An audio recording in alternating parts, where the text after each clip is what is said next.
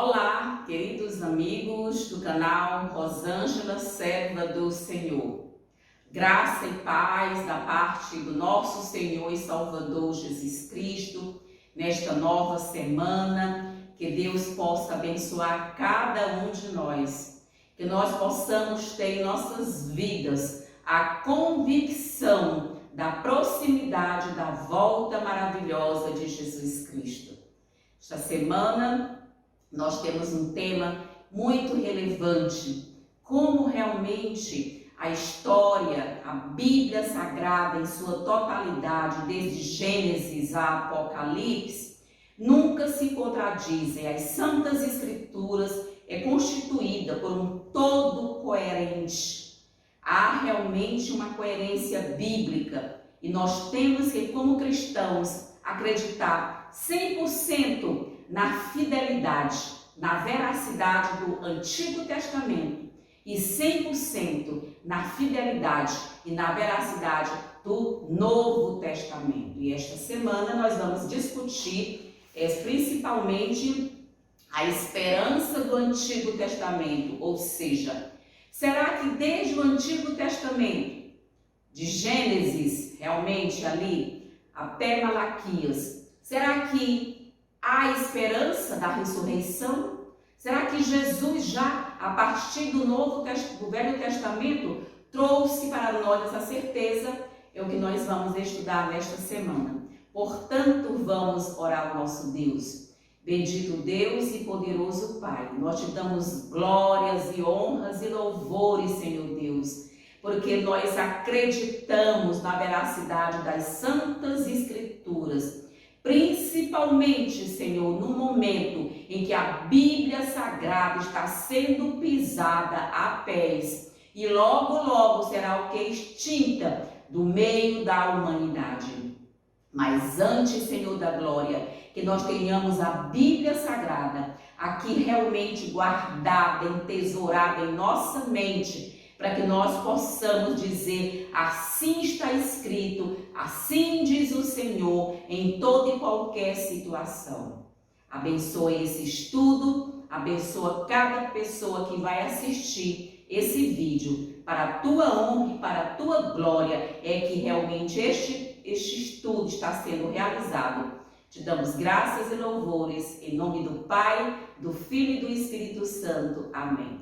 Então, queridos, a esperança do Antigo Testamento, nós vamos ver que aqui o articulista da lição tratou disso com muito brilhantismo. Ele mostra realmente como o Antigo Testamento corrobora com o Novo Testamento nessa questão, não é? Da ressurreição, da esperança da ressurreição. E quando nós falamos de ressurreição, é muito importante que a gente coloque isso em nossa mente. Estamos falando de vida eterna.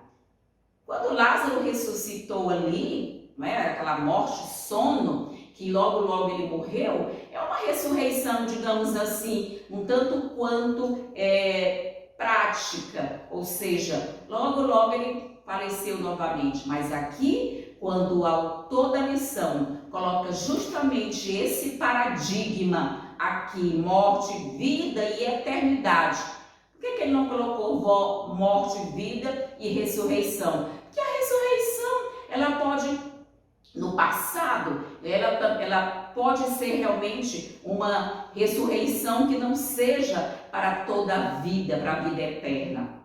Então, queridos, o verso se encontra aqui para memorizar em Hebreus 11. Hebreus, nós estudamos até pouco tempo o livro de Hebreus, no capítulo 11. Nós vamos ver o versículo 19 que diz: pela fé, Abraão, quando posto à prova, ofereceu Isaque. Estava mesmo para sacrificar o seu unigênito, aquele que acolheu alegremente as promessas, porque considerou que Deus era poderoso até para ressuscitá-lo dentre os mortos, de onde também figuradamente o recobrou. Ou seja, claro que Abraão tinha sim a compreensão da ressurreição dos mortos. Claro que Abraão aqui não estava se referindo à ressurreição da vinda de Jesus, que é uma ressurreição completamente diferente. Aquela ressurreição que acontecerá quando Jesus vier, que é chamada a primeira ressurreição, aquela ressurreição você recebe o toque da imortalidade. Então, propriamente, essa concepção de ressurreição, ela é mais entendida nesse contexto, ou seja, Abraão, quando se referiu que Deus tinha a capacidade de ressuscitar Isaque, ele não se referia aqui à ressurreição do último dia, que é a ressurreição que para toda a vida, a ressurreição para a eternidade, para receber das mãos de Deus o toque da imortalidade dada por Jesus Cristo a cada um de nós. Mas mesmo assim, Abraão já tinha o que a esperança da ressurreição em Jesus Cristo.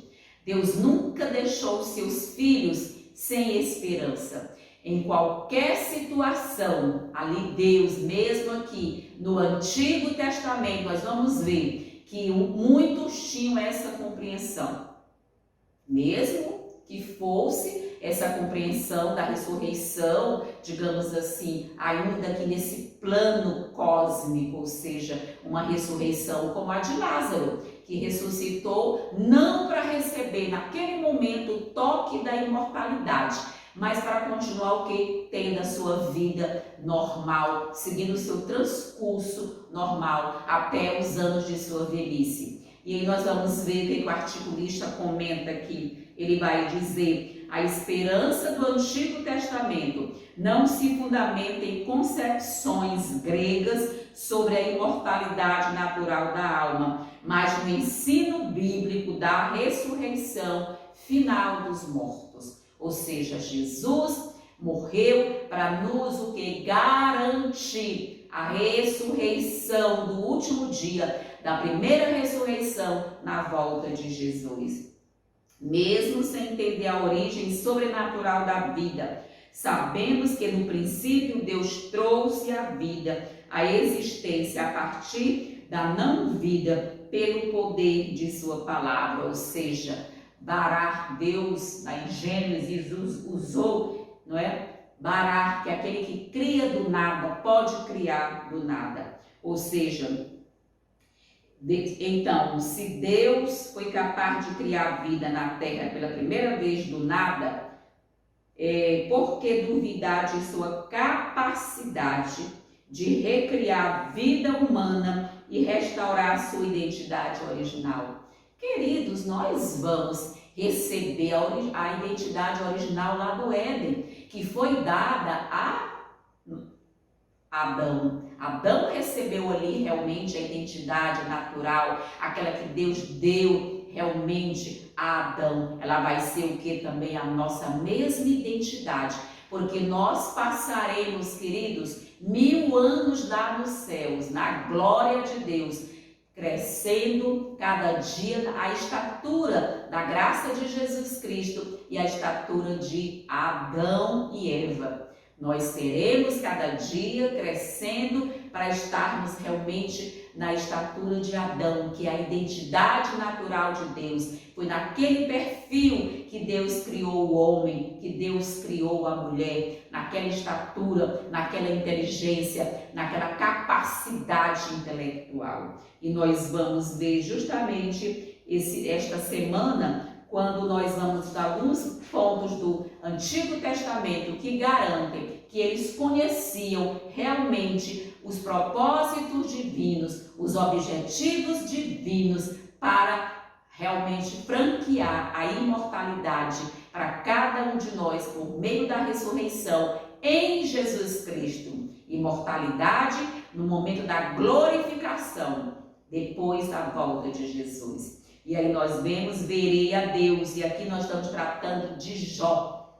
Como Jó tinha certeza que ele, com seus próprios olhos, ele veria a Deus. E aqui, Jó está tratando, sim, da ressurreição do último dia. Aqui ele estava falando, sim, do momento em que ele ressuscitaria para a vida eterna. E não essa ressurreição como a de Lázaro, não. Que podemos colocar aqui entre aspas, é uma ressurreição ali o quê? Para continuar o curso da sua vida. Não recebeu o toque da imortalidade em Jesus Cristo. Mas nós sabemos que mesmo Lázaro está garantido que receber das mãos do Senhor em glória, quando Jesus voltar, o toque da imortalidade em Jesus Cristo. Ou seja, na ressurreição final, Jó acreditava que ele, em seu corpo físico, ou seja,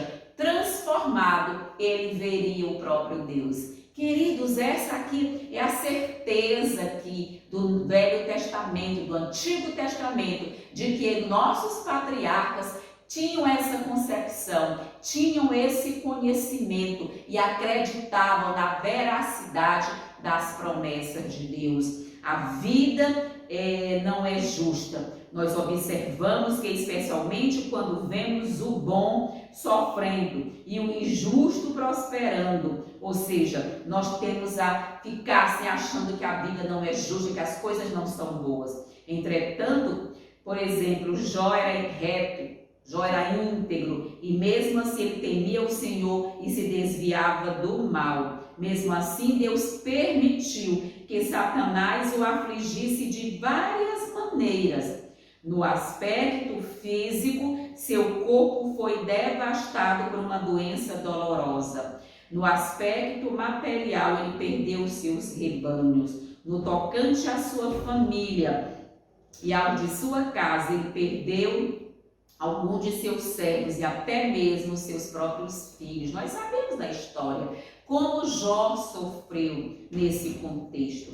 E no aspecto emocional, ele estava cercado de amigos, entre aspas, não é, queridos? Que o acusavam de ser um pecador impenitente, que merecia o que estava enfrentando. Ou seja, aqui a gente viu como os amigos de Jó o acusavam, sem saber que ali existia um conflito cósmico maior entre Deus e Satanás. E Jó estava ali no meio daquele conflito para representar você, para representar a mim, a minha família, nós como seres humanos aqui do século 21, porque Jó venceu e nós também venceremos pelo poder de Cristo Jesus, pelo poder, não é, o descendente, que realmente é Jesus Cristo. E nós vamos entender, Jó não sabia que estava no epicentro, né, de uma luta cósmica entre Deus e Satanás. Ele não sabia, mas Deus, que conhece o fim desde o princípio, sabia que Jó estava capacitado, habilitado para vencer, para passar por essa prova e sair mais que vencedor. O mesmo acontece conosco em nossos dias. Deus sabe quem serão aqueles que estão aptos para passar pela prova final e estarem firmes e fortes em nome de Jesus Cristo. Oxalá que eu e você possamos estar entre esse grupo que Deus está preparando e capacitando para passar nessa obra final, dando alto clamor do terceiro anjo, conduzindo milhares e milhões para o reino dos céus. Vejamos como Ellen White comenta esse aspecto aqui bastante relevante para a nossa compreensão. Ela vai dizer assim: e afinal as portas do céu se abrirão para dar entrada aos filhos de Deus, e os lábios do Rei da Glória proferirão as palavras que lhes soarão aos ouvidos como uma música inefável.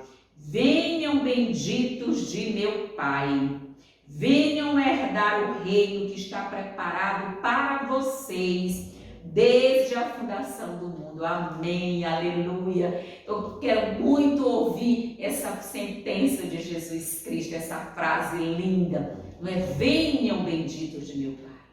Vamos possuir esse reino que Deus preparou para nós. E eu tenho visto a humanidade se desgastando, eu tenho visto a humanidade definhando em violência, drogas, nas misérias humanas, no caos da humanidade. E quando eu vejo as pessoas dormindo nas praças, totalmente drogadas, totalmente alheias ao conflito cósmico entre Cristo e Satanás, e estão perdendo esse céu, aqui que Jesus disse, não é? Herdar o reino que está preparado desde a fundação do mundo. Essas pessoas estão perdendo o reino, estão abrindo mão de estar na presença de Deus para estarem se drogando, se prostituindo, vivendo períodos efêmeros de vida. E que vida, uma vida realmente, o que? Para a morte eterna. Queridos, Deus preparou um céu maravilhoso. Todo o mundo vai realmente se ajoelhar e vai reconhecer a justiça, o amor e a bondade de Deus.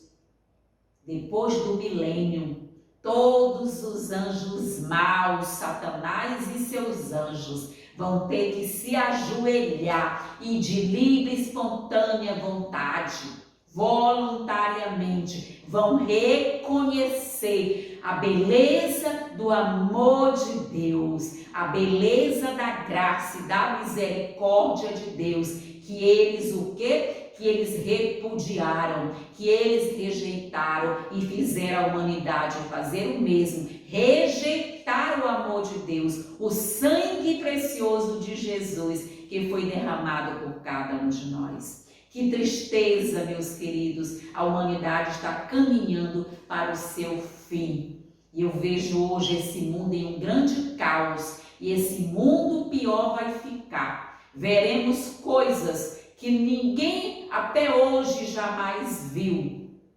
Queridos, que situação. E Ellen White continua dizendo: então os remidos receberão as boas-vindas moradas que Jesus lhes está preparando.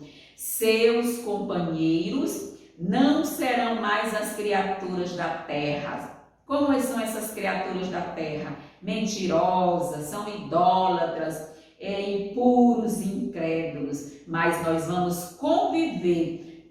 Mas, não é? Vejam só, muito, mas conviverão com os que venceram Satanás. Amém. E por meio da graça divina formaram um caráter perfeito. Por meio de quê? Por meio da graça divina, todo dia sendo derramado sobre nós, nós teremos um caráter perfeito. Deus está justamente fazendo isso hoje, transformando o nosso caráter, para mostrar perante todo o universo que o seu poder, que a graça de Cristo, que o sangue derramado de Cristo, que a intercessão de Cristo por nós é capaz de transformar-nos em pessoas santas. Esse é o objetivo do Espírito Santo, nos transformar cada dia na natureza santa de Jesus Cristo. Toda tendência pecaminosa, toda imperfeição que aqui os aflige, terá sido removido pelo sangue de Cristo Jesus, e a excelência e o resplendor de sua glória, que excede em muito brilho do sol, são comunicados a cada um de nós. Amém. Deus está nos comunicando o excelso brilho da glória de Deus.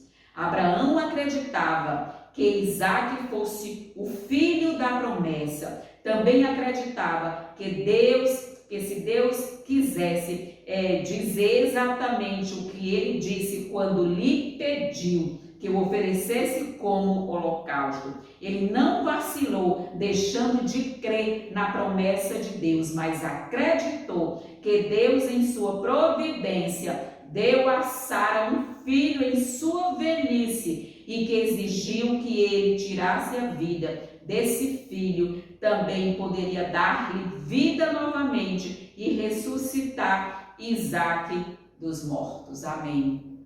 Que grande e alto privilégio é a fé que nós temos que cada dia desenvolver pelo amor de Cristo, pela graça de Cristo, pelo poder do Espírito Santo atuando em nós.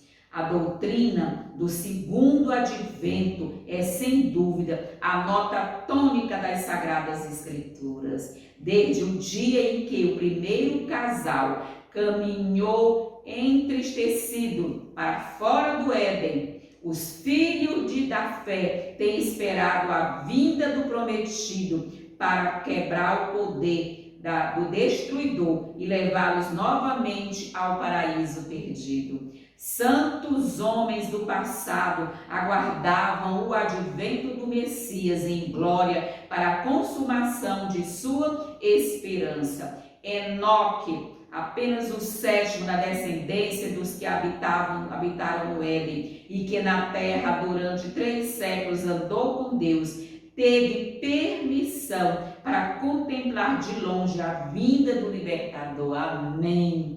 Eis que veio o Senhor, declarou ele, entre suas santas miríades, para exercer juízo contra todos. O patriarca Jó, na noite de sua aflição, exclamou com inabalável confiança: eu sei que o meu Redentor vive e por fim se levantará sobre a terra. Amém, queridos? Essa é a mesma certeza que Deus nos convida para nutrir hoje no século 21, para manter os nossos olhos fixos em Jesus Cristo. Ele é o autor e é o consumador da nossa fé. Ele nos convida a andar com Ele no caminho da obediência, da humildade. Isso é o que? Se escolhemos viver com Cristo pelos intermináveis séculos da eternidade, porque não escolher agora como nosso amigo mais amado e digno de confiança, como nosso melhor e mais sábio conselheiro. Como é que eu quero viver com Cristo na eternidade se hoje eu não vivo com Ele aqui? Se hoje eu não tenho tempo para estudar as Santas Escrituras, para orar, para conversar com Deus, para entreter comunhão com Deus, relacionamento com Deus, e eu quero estar com Jesus, a vida eterna. Queridos, a vida eterna começa aqui, nesse planeta.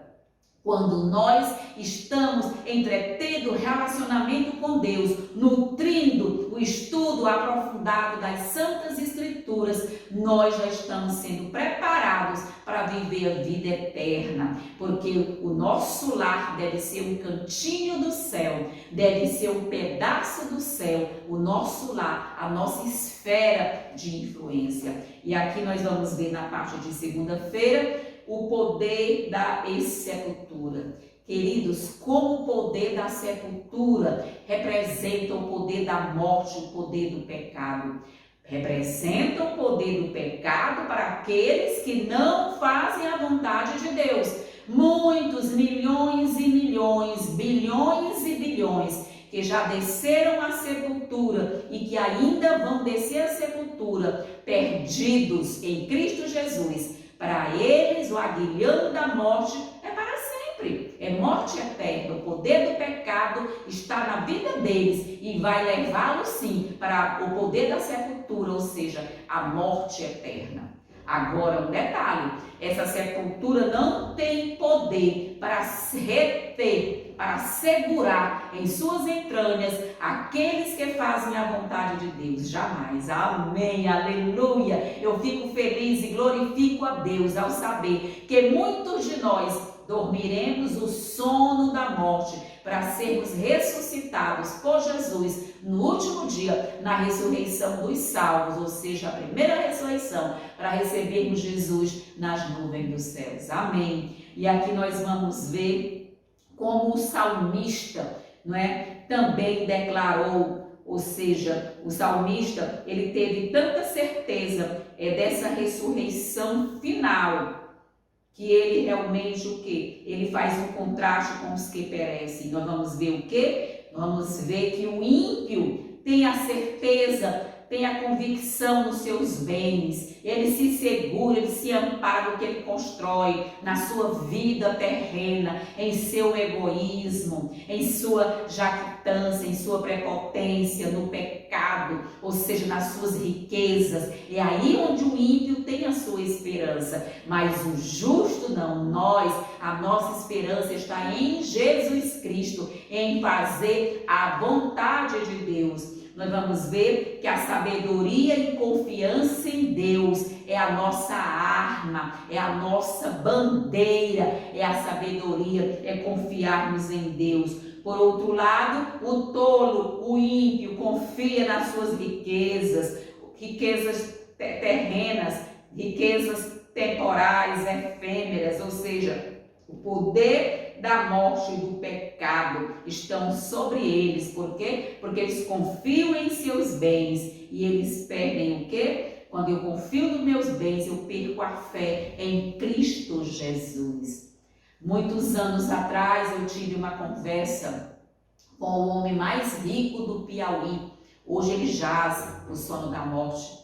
E eu tive a oportunidade de dizer para ele: suas riquezas não são nada diante da grandiosidade do amor de Deus, da esperança da salvação em Jesus Cristo. E fiz um apelo para aquele homem: aceite Jesus como seu Salvador pessoal. A vida eterna é esta, que te conheçam a ti, diz as Santas Escrituras, não é? Jesus Cristo, a quem conheço a ti, e a Jesus Cristo, a quem tu enviastes. Mas as pessoas, ou seja, os tolos desse mundo, eles confiam nos seus arranha-céus, eles confiam nos seus propósitos, nos seus projetos bilionários. Eu estive viajando para Curitiba semana passada e ao passar por Fortaleza eu tomei um Uber com a minha filha e eu fiquei assim impressionada. O rapaz do Uber disse: aqui em Fortaleza tem 40 bilionários. Eu ouvi aquilo atentamente. É o tolo que confia em si mesmo, que confia nos seus bilhões, nos seus trilhões. Não existe fortuna nesse planeta que possa livrar alguém do poder da sepultura, ou seja, da morte eterna. Só há um que pode livrar-nos do poder da morte eterna, e essa pessoa é Jesus Cristo, por meio do seu sangue precioso, que já foi pago na cruz do Calvário. Que nos interessa 40 bilionários na cidade X, na cidade Y, ou em alguns lugares mais caros do mundo? Que adianta? Queridos, a Bíblia Sagrada já diz que adianta ao homem ganhar o mundo inteiro e perder a vida eterna, perder a salvação. Nada, nada. É melhor entrar pobre, paupérrimo no céu, em sua tristeza, em sua liseira, do que você ficar trilionário e morrer no fogo de enxofre juntamente com Satanás e seus anjos. O Salmo 49 fala sobre a falsa confiança dos tolos, que confiam nos seus bens e se gloriam na sua muita riqueza, que chegam a dar o seu próprio nome às suas terras e que vivem apenas para fazer o bem a si mesmos. Agem como em suas casas e suas próprias glórias durassem para sempre. Eles pensam que tudo vai durar para sempre. Eles compram mais terras e mais terras, constroem mais riqueza, mais patrimônio, distribui todo o seu dinheiro para o seu bel prazer, fazendo aquilo que lhes parece correto. Vão ao túmulo, viram pó e não têm a esperança da ressurreição em Jesus Cristo. Mas os tolos se esquecem de que sua honra desaparece e que eles perecem assim como os animais. Como ovelhas estão destinados à sepultura e a morte lhes servirá de pasto. Ou seja, a aparência deles se desfará na sepultura, longe de suas gloriosas mansões. Aqui mais uma vez nós constatamos o quê? Que os mortos não sabem nada. Aqui mais uma vez a teoria da imortalidade da alma, ainda nesse plano, nessa vida aqui terrena, ela é o quê? Pisada, é derrubada por pés. Não existe imortalidade da alma, ou seja, o próprio Jó disse: nu saí do ventre de minha mãe e nu voltarei. Ou seja, o salmista diz, né, que os mortos deixam as suas riquezas para os outros. E como eu tenho visto homens ricos, milionários e bilionários que morreram e deixaram as suas riquezas para os seus filhos, que jogaram tudo fora. Tudo jogou fora. Entendeu? O que eles construíram com tanto empenho, gastaram suas vidas, seus dias de vida, sua saúde para construir impérios, e quem herdou às vezes não valoriza e vai tudo por terra. Entende? Por outro lado, nós que temos a esperança da vida eterna em Jesus Cristo, nós estamos edificando sobre a rocha da palavra de Deus, sobre a rocha que é nosso Salvador Jesus Cristo. Nós vamos ver o que Ellen White comenta aqui. Ela vai dizer algo aqui interessante na parte de segunda-feira. Cristo reivindica como seus todos aqueles que creram em seu nome. O poder vitalizante do Espírito de Cristo habita em seu corpo mortal.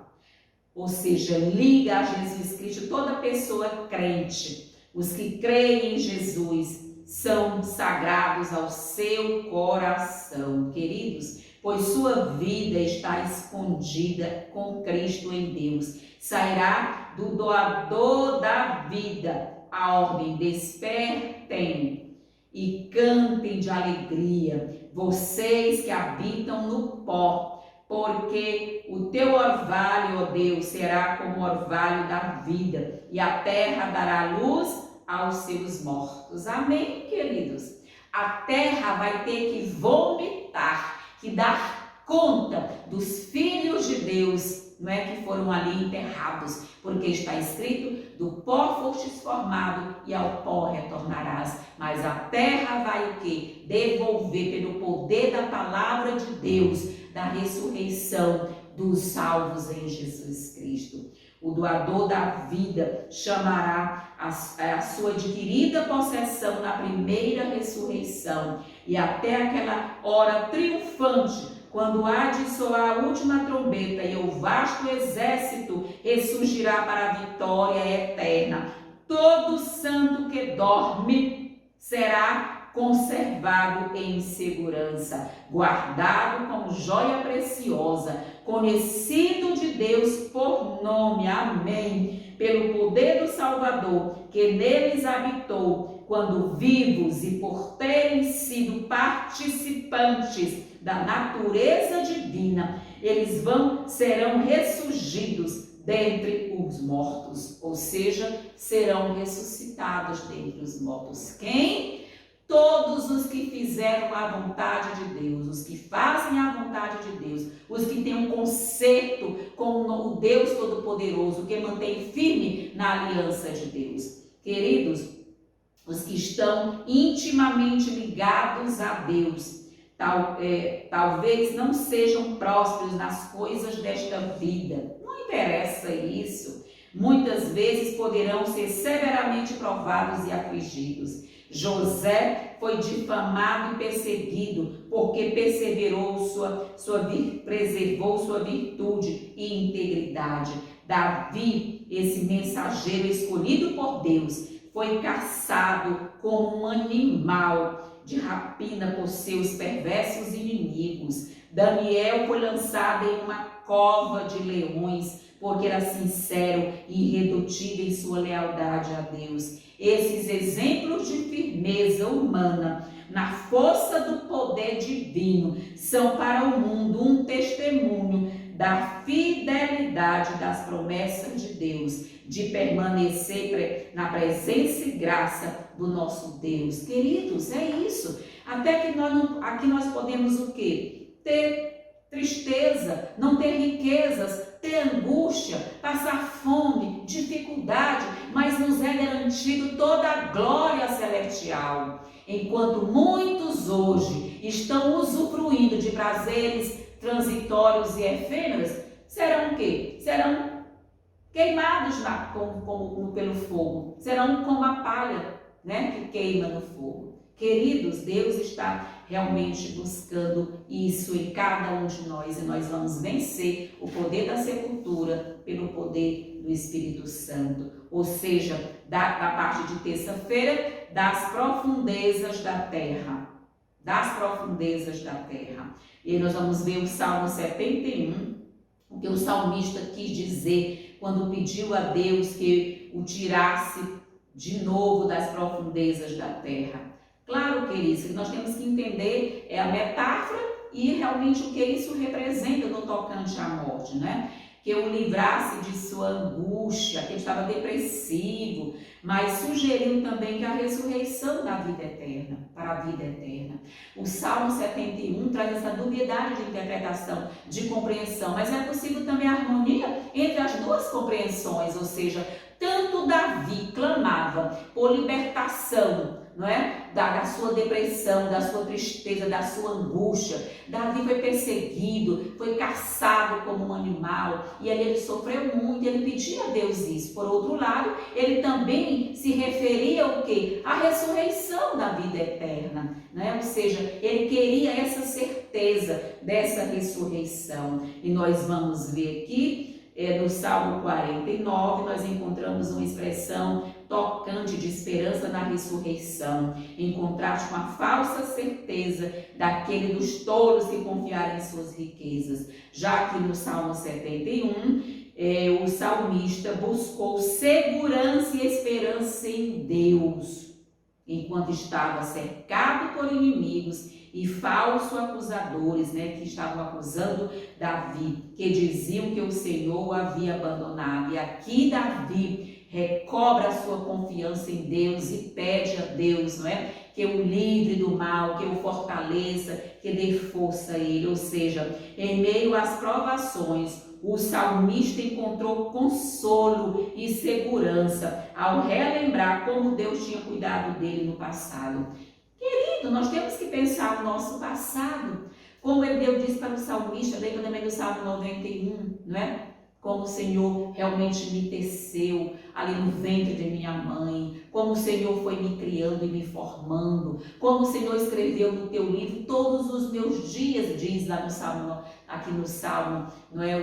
Aqui no Salmo realmente de Davi, quando ele diz que nenhum dia ainda havia sido escrito, mas Deus realmente o que escreveu os dias dele. É assim, queridos. Nós temos que confiar nessa promessa de Deus. Se Deus tem cuidado de nós até aqui, Ele há de nos conduzir também ao porto seguro. Ou seja, ser tu para mim uma rocha habitável, disse o salmista, em que eu sempre possa me refugiar. Oh, coisa linda, ele continua: não me rejeites na minha velhice, quando me faltarem as forças, não me desampares. Queridos, tem a promessa para nós que somos idosos. Eu já estou realmente nessa faixa etária dos idosos, depois dos 60 anos, mas Deus disse: eu vou te dar uma ditosa velhice. Amém, aleluia. Essa é a promessa de Deus para as pessoas que são idosas. Eu vou te dar uma ditosa velhice. Eu peço para Deus: Senhor, cumpre as tuas promessas em minha vida. Assim como aqui nesse momento, a gente vê o salmista já ali nos seus dias de idade avançada, mas ele pede a Deus justamente isso. Ele estava velho, e na velhice que tem para nós é canseira e enfado, mas Deus também nos diz que nos daria alegria na velhice, ou seja, uma ditosa velhice. Precisamos confiar em Deus e buscar nas promessas de Deus. E aí ele disse, vou repetir: não me rejeites na minha velhice, quando me faltarem as forças, Por favor, não me desampares. Ele continua: ó Deus, não te ausente de mim, Deus meu, apressa-te em socorrer-me. Então ele acrescentou: tu que me fizeste passar muitas e duras tribulações, restaurarás a minha vida, e das profundezas da terra de novo me farás subir. Das profundezas da terra, ou seja, ainda que eu esteja nas profundezas da terra, lá na sepultura, o Senhor prometeu que vai restituir a nossa vida. E agora a vida é eterna, é a promessa de Deus, a ressurreição final dos justos em Cristo Jesus. A expressão das profundezas da terra poderia ser entendida literalmente como alusão à futura ressurreição física do salmista. Mas o contexto parece favorecer uma descrição metafórica da condição de profunda depressão e tristeza em que o salmista se encontrava. Queridos, quer seja um aspecto, quer outro, é a promessa de Deus, que Deus pode restaurar nossa vida e nos dar plenitude do Espírito em nossos dias. E aqui nós vamos ver o que Ellen White comenta. Ela vai dizer: Davi suplicou ao Senhor que não o abandonasse na velhice. E por que ele orou assim?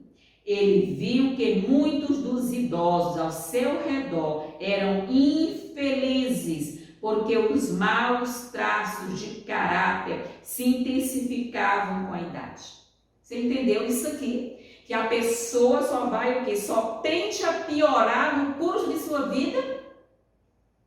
Como assim? Aqueles que têm Jesus Cristo, que recebem cada dia a graça de Deus, o poder de Deus, o amor de Deus, a misericórdia de Deus em sua vida, eles vão crescendo para serem cada dia transformados à semelhança de Jesus Cristo.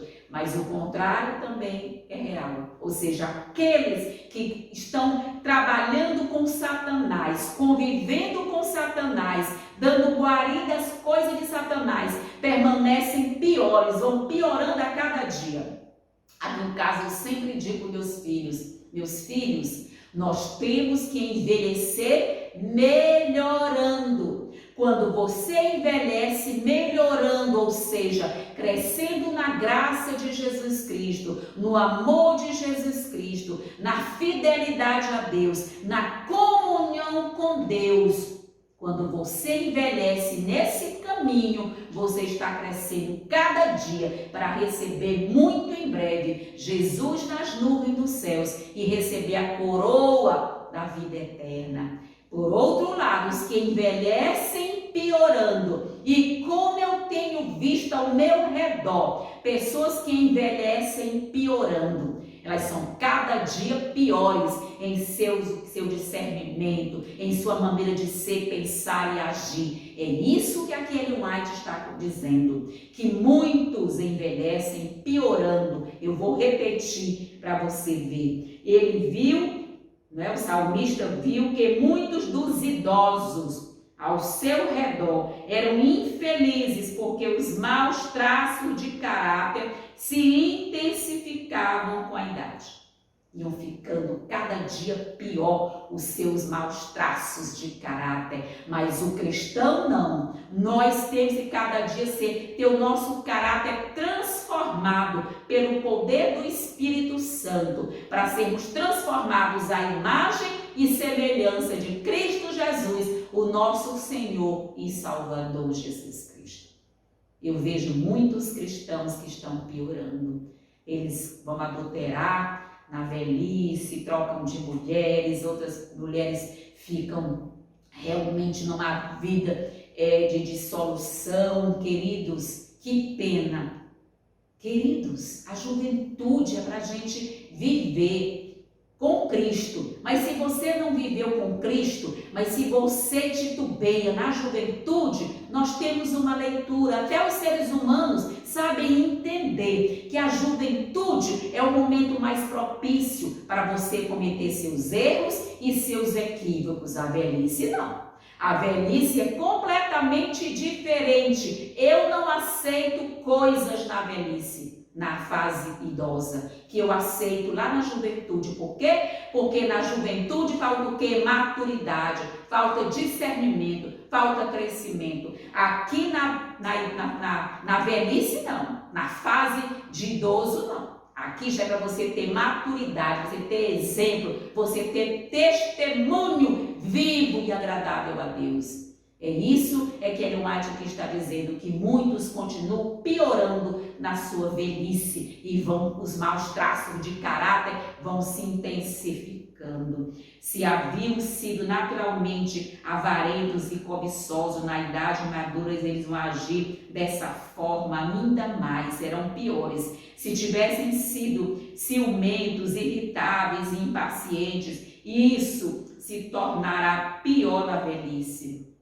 Ele aguardava o momento em que chegará a velhice e temia que Deus o abandonasse, deixando-o tão infeliz, não é? Como outras pessoas idosas, cuja conduta havia observado, vindo a ser objeto de vitupério, meu Deus, por parte dos inimigos do Senhor.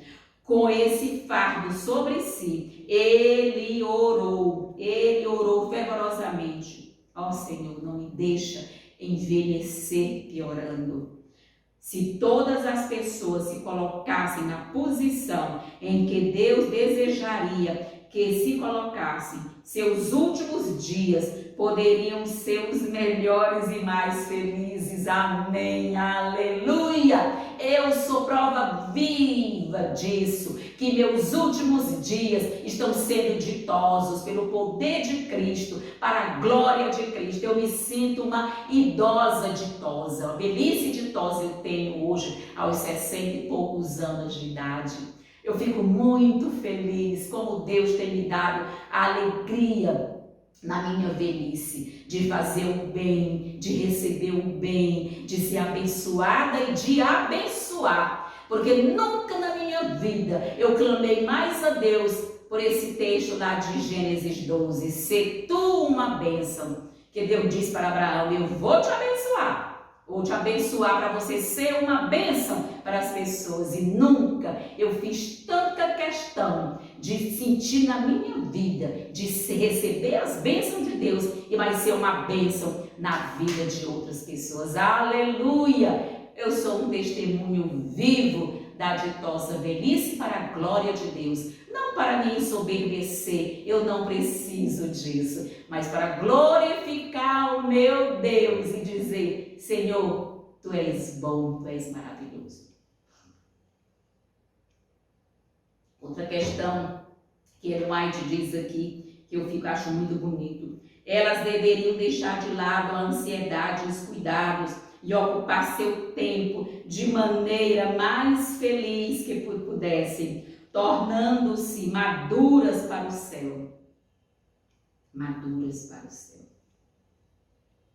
É importante que a gente aprenda a crescer cada dia para o céu, para o reino dos céus. Desde o dia de Davi, nenhum rei havia atuado tão poderosamente para o reerguimento do reino de Deus num tempo de apostasia e desencorajamento como fez Ezequias. O agonizante monarca havia servido ao seu Deus fielmente e fortalecido a confiança do povo em Jeová. Que coisa linda, como seu Supremo Senhor. É isso que acontece, queridos, é a certeza. E como Davi podia então suplicar, pois Tu és a minha esperança, Senhor Deus, a minha confiança desde a minha mocidade, em Ti me tenho apoiado desde o meu nascimento. Não me rejeites na minha velhice, não te ausentes de mim, ó Deus. Deus meu, apressa-te em socorrer-me. Não me desampares, pois, ó Deus, até que eu tenha declarado à presente geração a Tua força e às vindouras o Teu poder.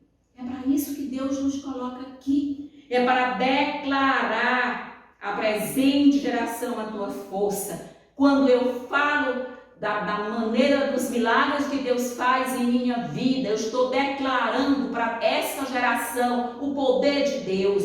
Não é para se ensoberbecer, é para glorificar a Deus e dizer que é possível sim sermos felizes pelo poder de Jesus Cristo. A despeito dos nossos problemas, a despeito das nossas dificuldades, há um Deus que nos sustenta com sua destra fiel. Aleluia! Vejamos aqui, para quarta-feira, seus mortos viverão. Digamos, é uma continuidade, né, das profundezas da terra. Ou seja, aqui tem uma pergunta: que contraste há entre os que perecerão para sempre e os que viverão para sempre? Claro, queridos, nós vimos aqui que o tolo põe sua esperança nos seus bens, nas suas riquezas. E o crente, nós, os crentes, os justos, botam sua esperança para receber a recompensa. Nós receberemos a recompensa final, nós os que somos os filhos de Deus. Ou seja, aqui nós vemos que o tempo todo aqui, até aqui, nós vemos que os articulistas fazem o quê? Eles fazem referência à ressurreição dos justos ou também dos mortos. Isaías apresenta um contraste importante entre a majestade de Deus e a nossa fragilidade.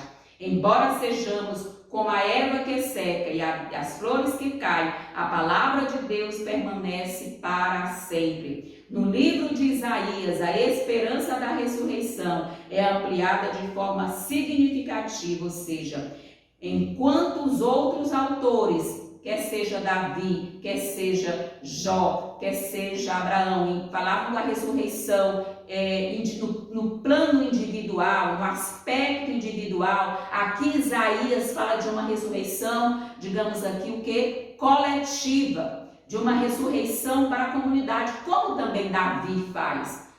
Aliás, como também aqui Daniel faz. Daniel diz o que? A ressurreição, né, dos mortos, para o quê? Para a vida eterna. É isso, aqui já existe o que? A concepção dessa aliança com Deus, com o seu povo. Deus vai salvar, ressuscitar uma pessoa, toda essa comunidade, esses cristãos, o Israel espiritual e o Israel literal do passado. Todos que serviram a Deus firmemente, fielmente, serão ressuscitados no coletivo, na comunidade. O povo de Deus, sacerdócio real, nação santa, povo de propriedade exclusiva de Deus, esses ressuscitarão.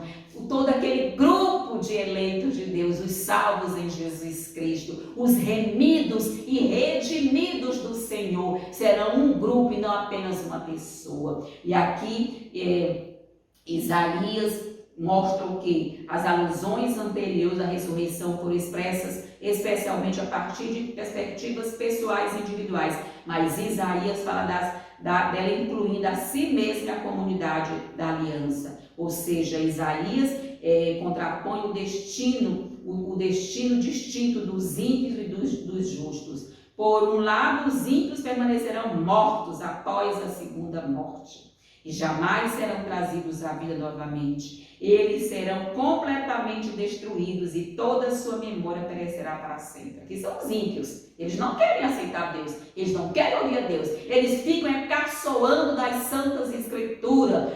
Não existiu Adão, nunca isso aí está na carochinha, isso é mito, nunca existiu Éden, nunca existiu um Deus que criou, nós viemos à existência pela evolução, pelo evolucionismo, ou seja, preferem dar credibilidade às loucuras e fantasias da teoria da evolução proposta, não é isso? Por Darwin, do que crer nas santas escrituras, na palavra de Deus. E eles perecerão para sempre, infelizmente. Deus não pode incutir na mente do incrédulo a credulidade nele. nele, a crença nele, a confiança nas promessas de Deus. Isso Deus não pode fazer.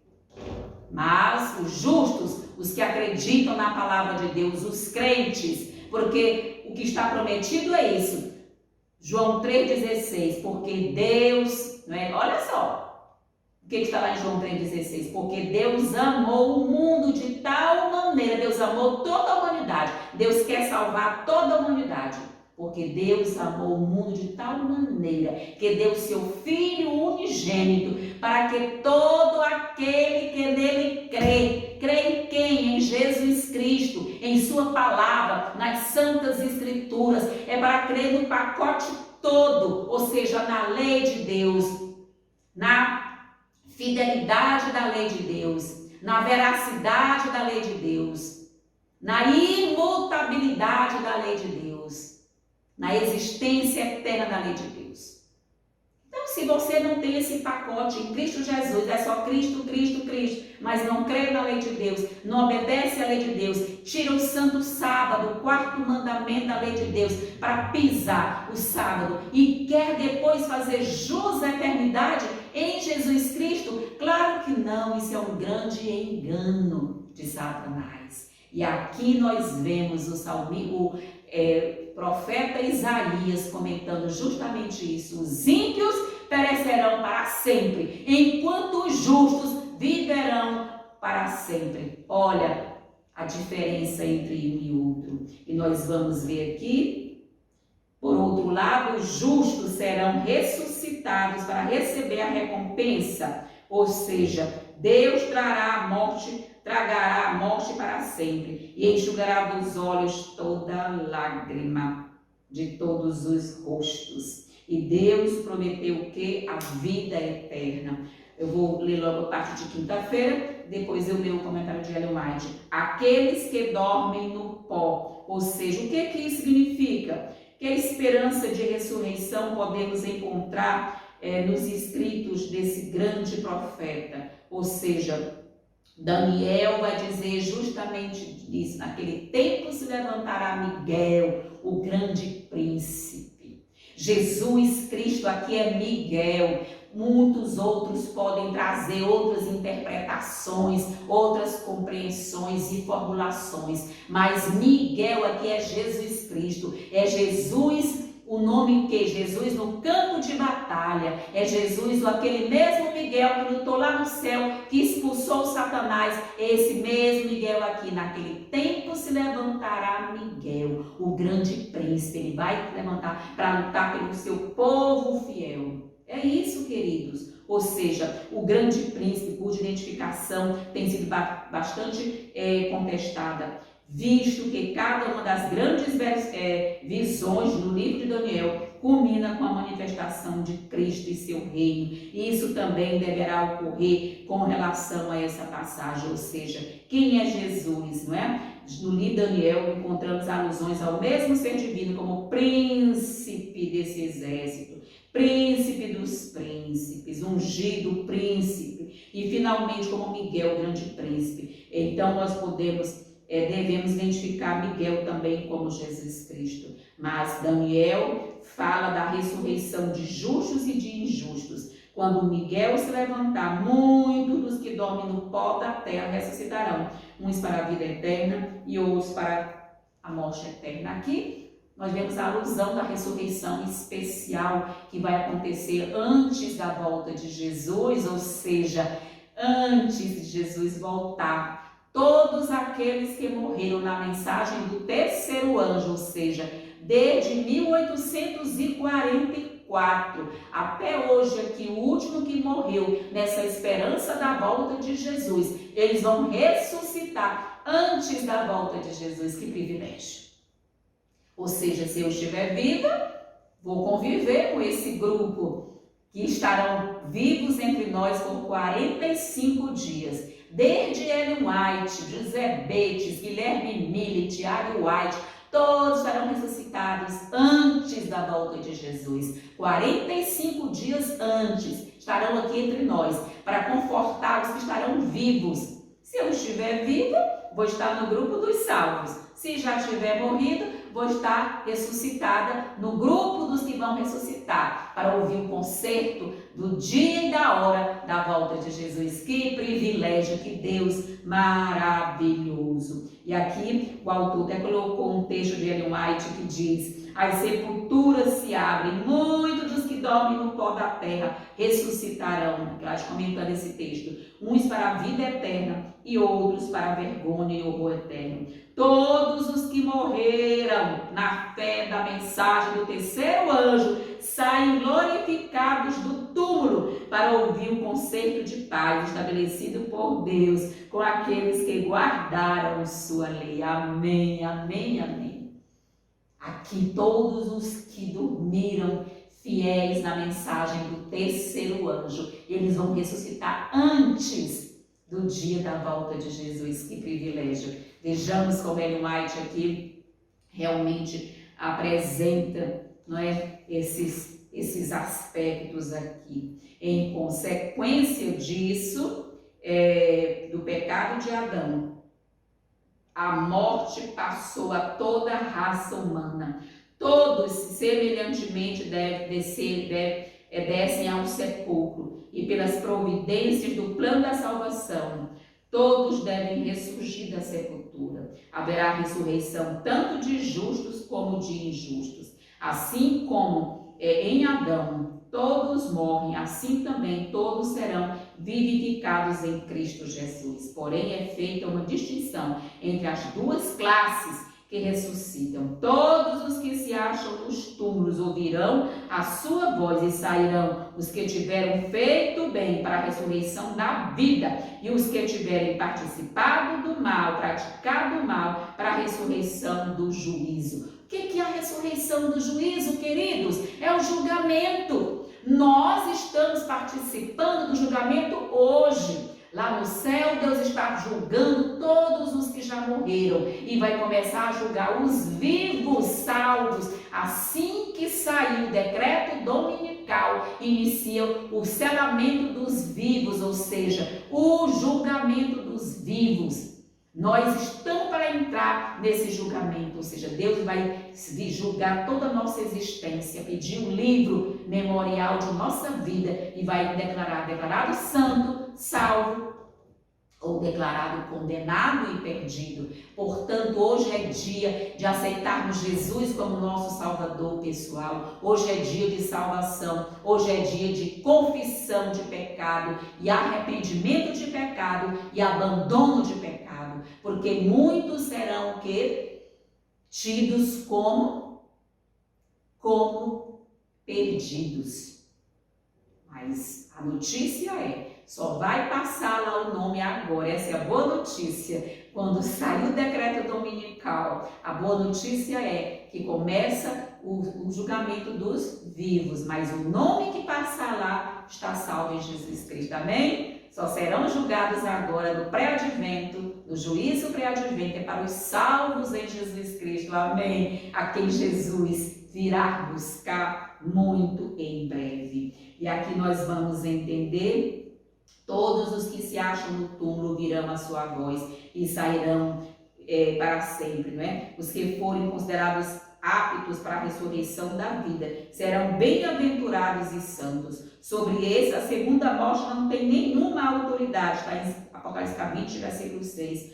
Por outro lado, os que não tiveram alcançado o perdão, mediante o arrependimento e a fé, deverão receber a penalidade da transgressão, ou seja, o salário do pecado é a morte. E aqui temos que distinguir: a morte tem poder para manter no sepulcro aqueles que não fizeram a vontade de Deus, mas a morte não tem poder para manter no sepulcro os filhos de Deus, os sinceros de Deus, os justos filhos de Deus.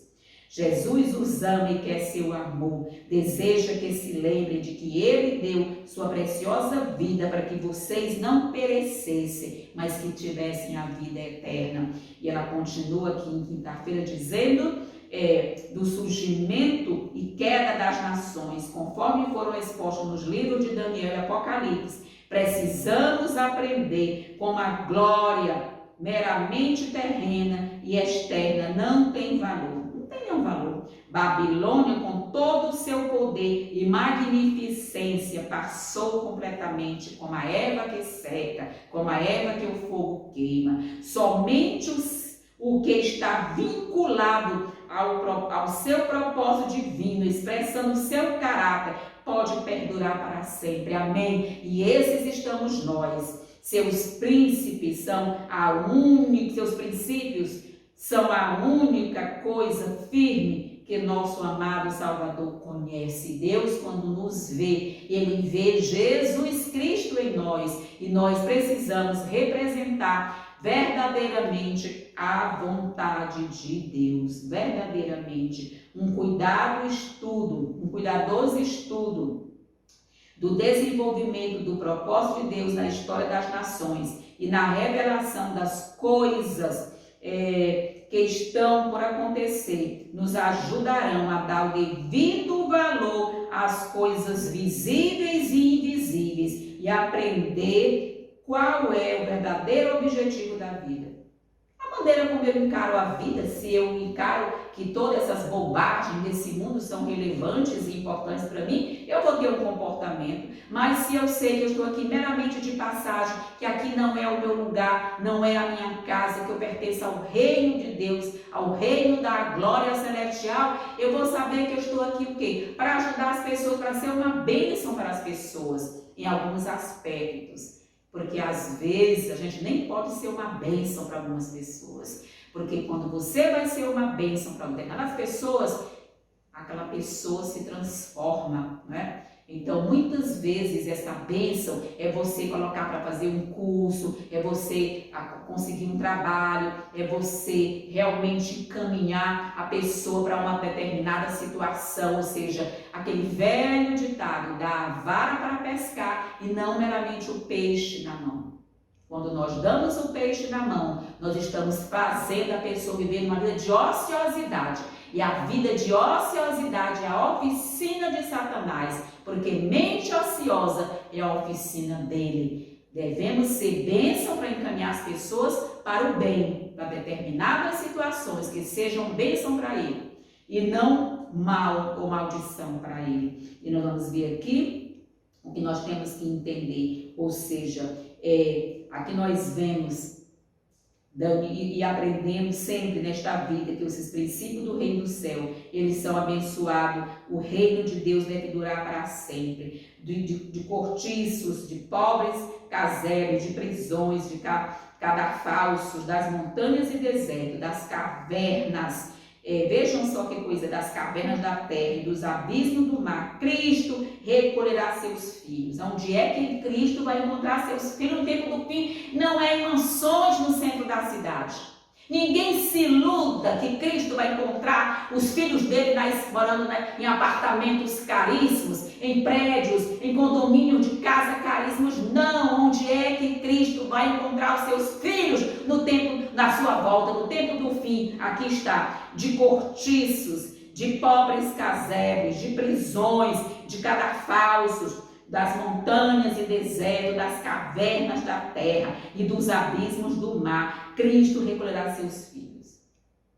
Cadafalsos, calabouços, nas cisternas rotas, ali estarão escondidos os filhos de Deus diante da perseguição tremenda que vai se levantar contra o povo de Deus. Ou seja, na terra tinham sido destituídos, afligidos e atormentados. Milhões desceram ao túmulo carregados de infâmia, porque se recusaram a render-se às enganosas pretensões de Satanás. Por tribunais humanos, os filhos de Deus foram condenados como os mais vis criminosos. Você está preparado para ser condenado como o mais vil criminoso ou criminosa? Temos que nos preparar. Esse é o título que vamos receber. Vocês são vis criminosos. Vocês são os fundamentalistas, os terroristas.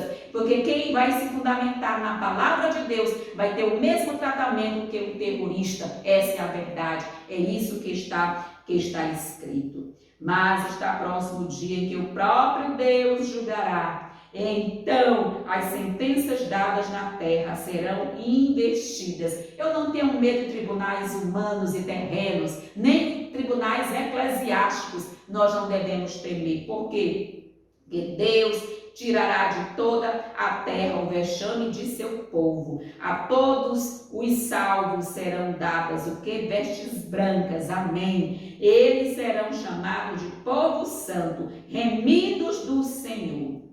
Cristo quer que todos possuam a graça de Deus em abundância.